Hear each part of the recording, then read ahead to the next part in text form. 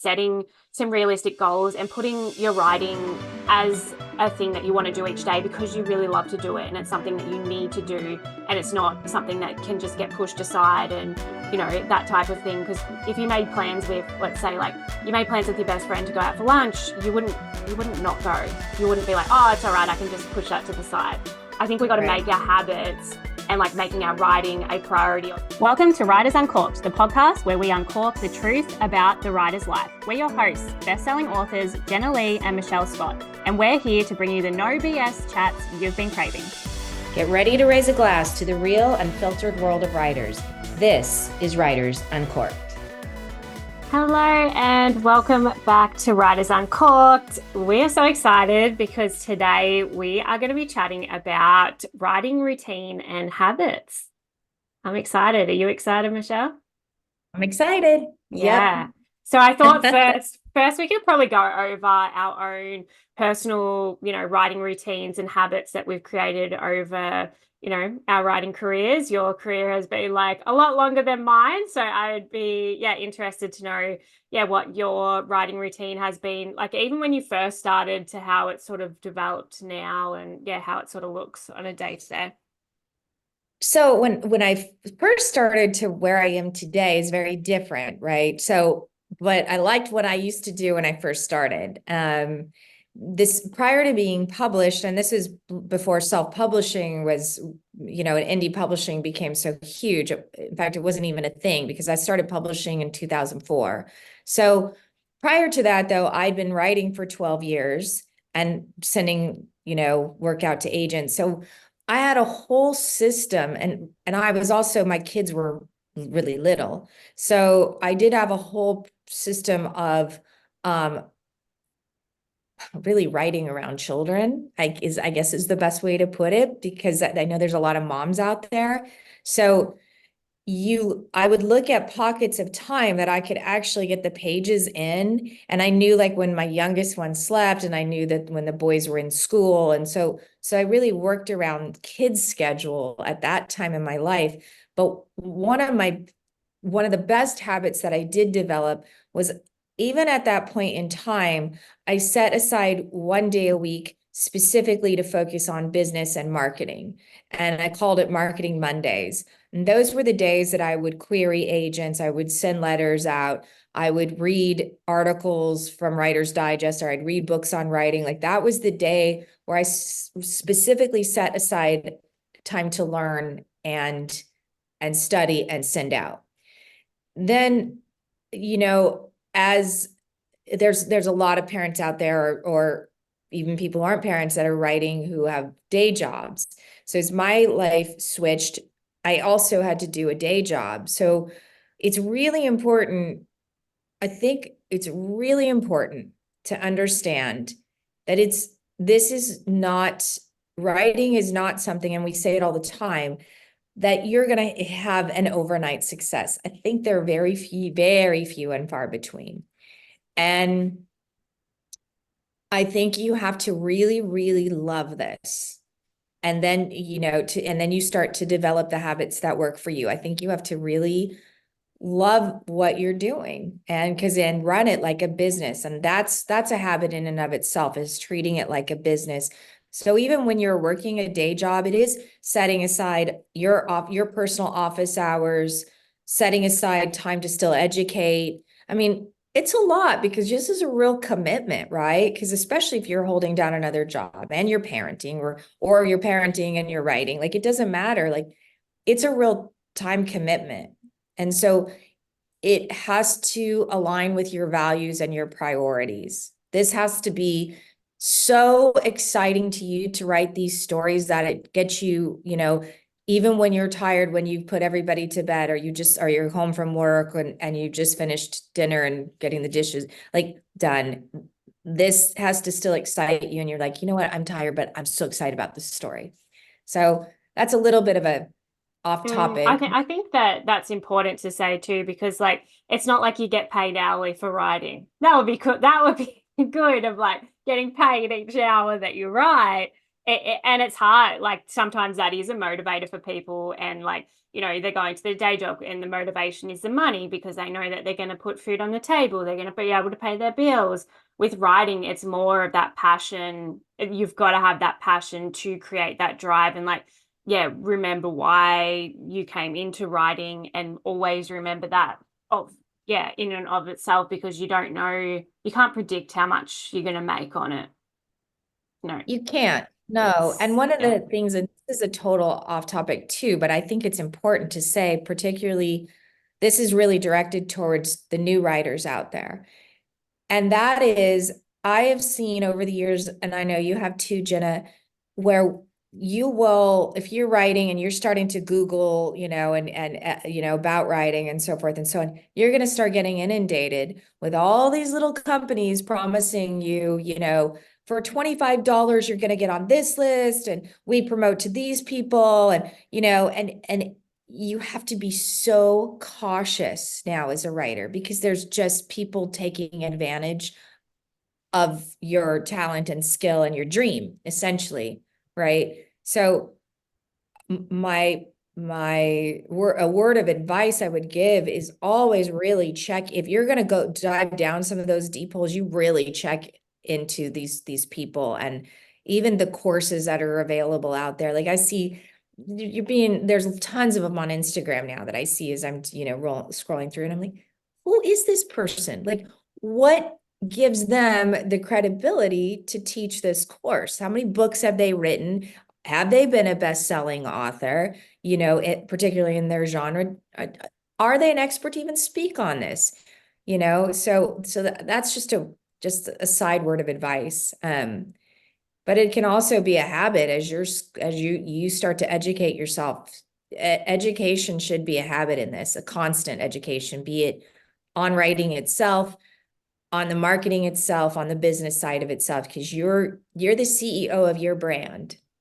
And I So think something I've been doing this year is, I heard it on a podcast. It was a business podcast, and it was about reading, writing down, then reciting as a habit of, yeah, like reading, if you're looking at a business book, and reading and then writing it out. And I will always write it on my, I've got like a tablet, Remarkable tablet, and I write out what the key points that really stick with me.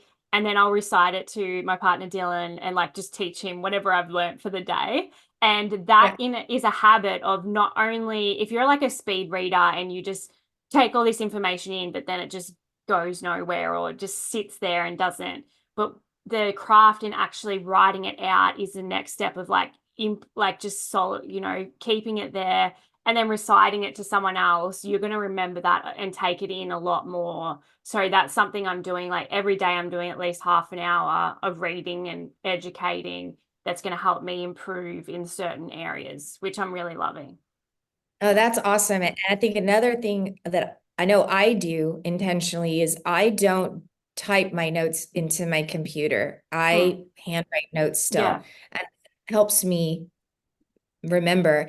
And I actually have a habit of, when I start a book, I start out with a notepad and handwriting things out. And I do a lot. I keep so many notebooks. I can't even tell you. I've like each one will have a book title in it, right? And then there'll be one just for creating the story, one for creating the marketing of that story, right? And what I'm going to do with that. And then there'll be a third one where, when I go through the first draft, that's just all notes on where do I need to expand, what do I need to research. All of it goes into that is a habit that I've always had, and it's very old school, especially in today's world where everything is digital.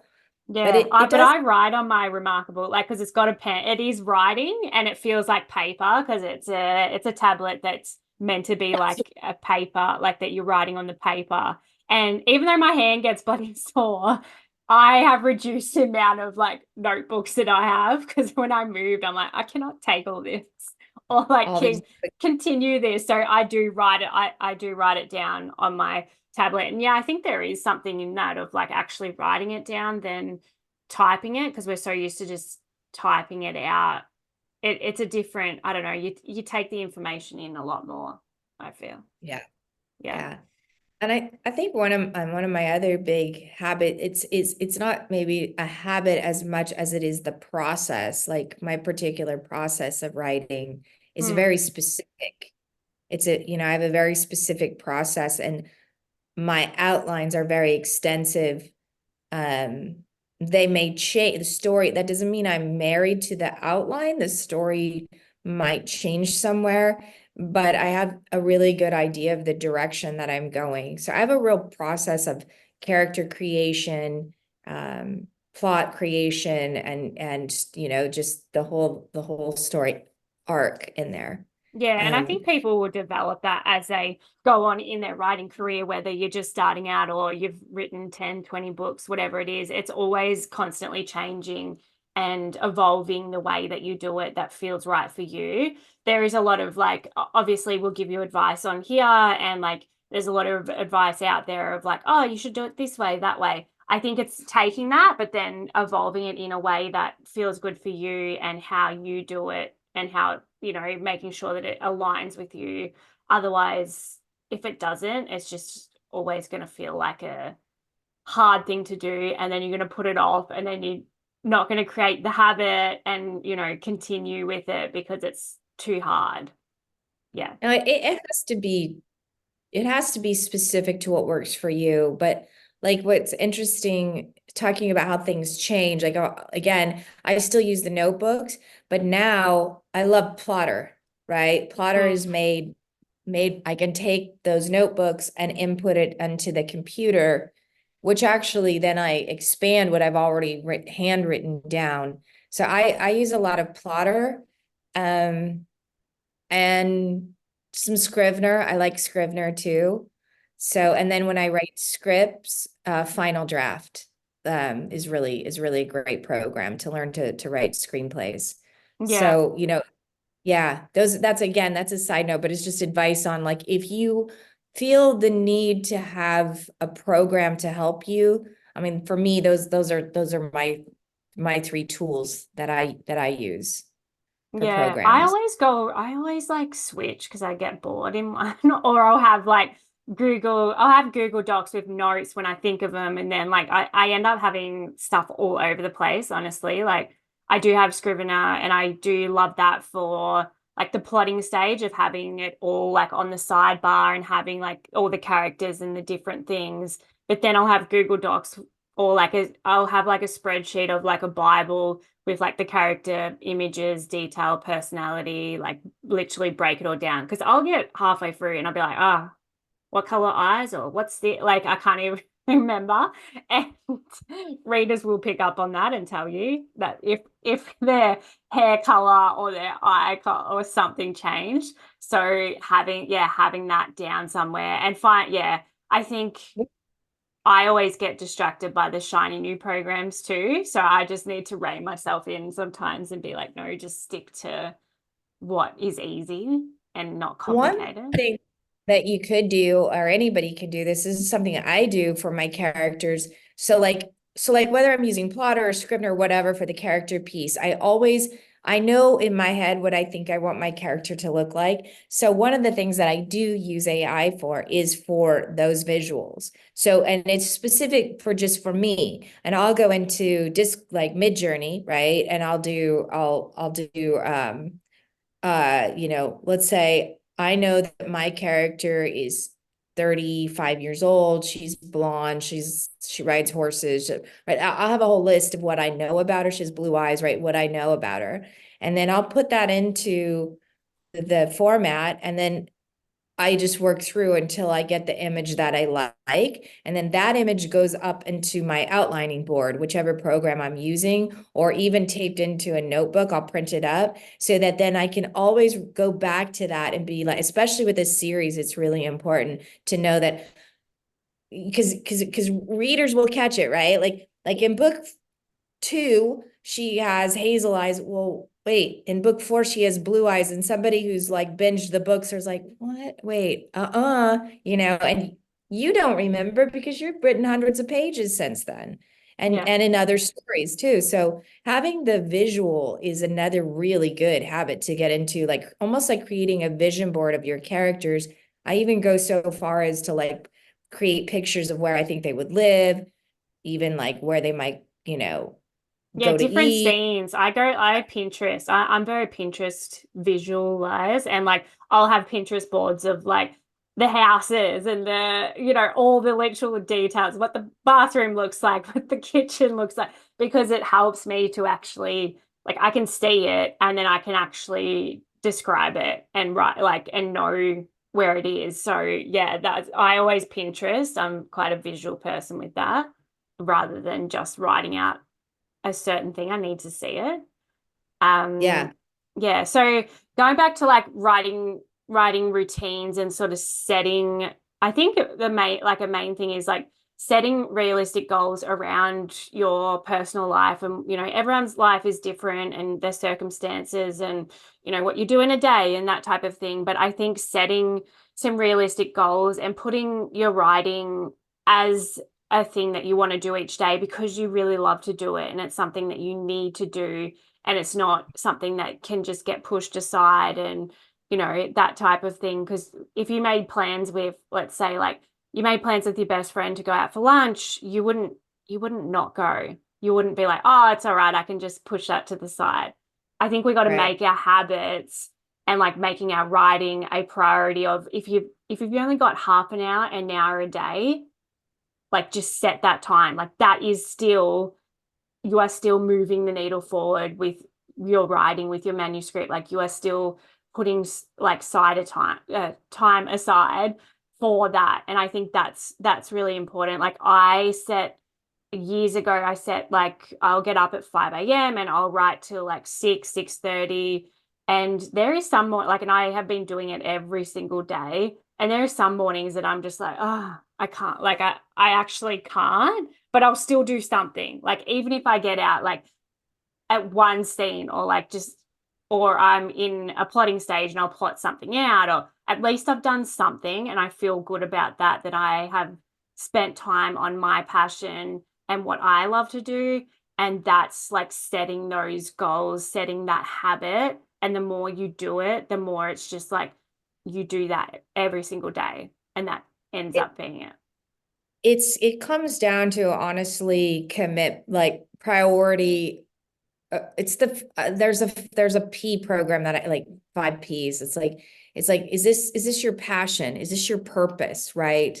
And so when you have those two pieces, then the third one I think I have is persistence. You can be persistent. When you have those pieces of purpose and passion and you decide like, why is it that I write? Why do I want to write? Right? That helps you get that 30 minutes in when you don't want to. If you can tell yourself every day, if you know why you're writing and that you have a purpose there, whether it's I got to pay the bills to, I want to create the best stories to make the world a better place, like a happier place, or give joy to as many people as I can with my stories. You'll find whatever that is for you when you are in that moment of, oh God, I got so much other stuff to do. I'm really tired of and you dig deep, you'll write for that 30 minutes or hour. And if you write for just an hour, I mean, I don't know, I can get 5 pages done in an hour, sometimes more. And Mm. timing yourself is another really good habit. Like if you know that you have a day where you're like, I got a block of 3 to 5 hours here, and you time yourself every hour, and then maybe you get up and you move around for 10 minutes or whatever, and then you sit back down. That timing is really key because when you time yourself, I found that you actually write more than what you thought you wrote in that time period. Mm. So And I think it's it's that in been like just yeah, removing your distractions too. Like I'm so bad for like if my phone's there, I'll just be like, oh, like oh, this word's hard or this scene's hard, and it's the characters are being idiots or whatever. I'll like grab my phone or just look for any distraction. And I need to be more like just reining that in. It's hard. It's Yeah. really easy to do because we're inundated all the time, right? We have so many distractions. Social media is a huge distraction. Your family is a distraction. Your Your stomach says you're hungry is a distraction. Right? We can find all sorts of easy ways to excuse ourselves from the writing, but you got to just focus on it. Like there's a lot of stuff in my day that I have to do that, but like I put the writing really before the marketing, before a lot of things. And that's how I get the pages done. Now, my bad habit, and you know this well, is like I write several stories at one time. I can't just sit still and typically focus on one story. So, like right now, I have four stories being written and a script, right? But I am writing daily. So things are getting done. It's just, I always tell myself, if you just focused on one, you'd probably actually be faster. But my brain doesn't think like that. My brain goes to what I'm excited to write about that day. And I Yeah, don't know if and that's that's good. okay. But that's okay. Like that's you, that's how you work. And it's like, even if somebody told you, no, you have to focus on one, it's not going to feel right for you. And you can't ignore that.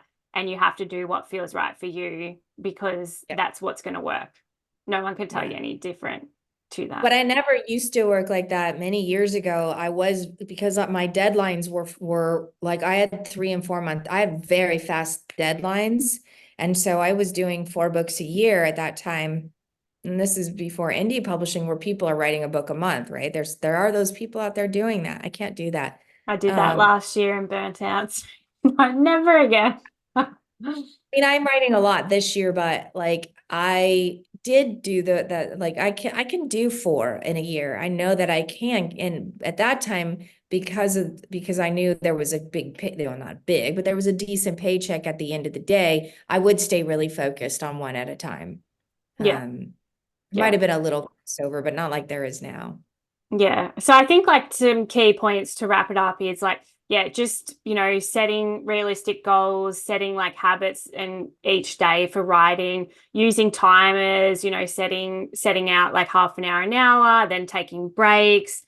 Yeah, creating a real like regular schedule and I think one thing like just to do right now from this is really take out a pen and a piece of paper and write down like why do you write, like where does Right. that come, and put that up in your, if you've got a dedicated writing space, and that's another great tip to have a dedicated space where you do write. And some people can't do that, so if you like I love as well taking my laptop and writing from a different space, like do what works for you, but have that. You can even put it as your background or something on your computer, but just always going back to that why, that passion for your I'm writing. writing. And yeah, one day you will succeed with writing. It's just this business is cutthroat. It's not an overnight success. I speak to so many authors all the time. It can take 5, 10 years, 20, like these authors aren't overnight successes. They've gone through writing a million different things, honing their crafts, working at it each and every day. But the difference is the people that didn't make it there, they quit because it's too hard. The people that did make it, they had their why, they had their determination, and if they were going to make it, they made it in some way. That's right. And there's one thing that you brought up, and that is honing your craft. You're Yeah. always learning this, but you have to be willing to learn. You Yeah. have to be willing to take courses. You have to be willing to read the books.